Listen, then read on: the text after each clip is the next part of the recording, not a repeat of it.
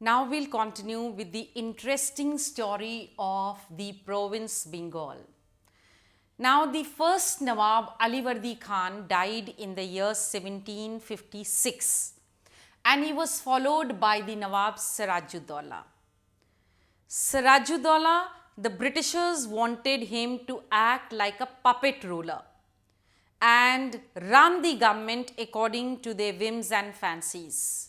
But this did not suit Sirajuddaulah, and he strictly told the company to stop meddling in the internal affairs of Bengal and to stop with fortifications and also to pay the due revenues.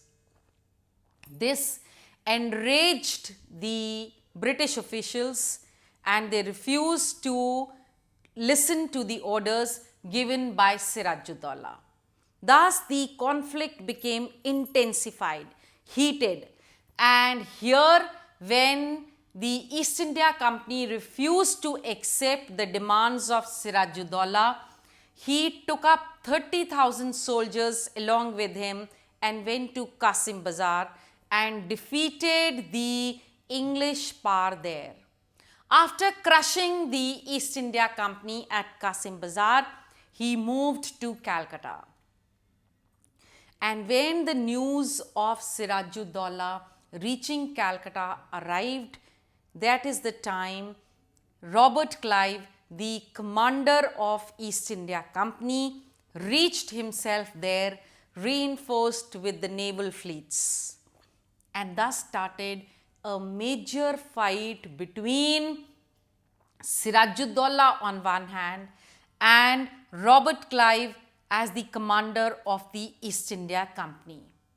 When the fight was going on, the very sad thing which happened was, which led to the defeat of Sirajuddaulah, was that Mir Jafar, the commander of Sirajuddaulah, did not fight the battle because he had treacherously joined hands with the East India Company.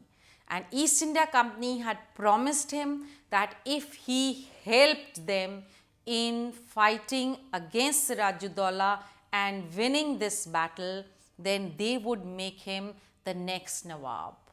And thus the major battle of Plassey was fought, wherein Sirajuddaulah lost the battle and East India Company won the battle, all because of Mir Jafar. This was the first major victory of East India Company in India. And by the Battle of Plassey, the East India Company became the master of Bengal. Of course, there is a great way, there is a great distance yet to become the master of India, but the first successful step has been achieved by the Battle of Plassey. After the Battle of Plassey, now the East India Company decided upon one thing, and that is they assassinated Sirajuddaulah.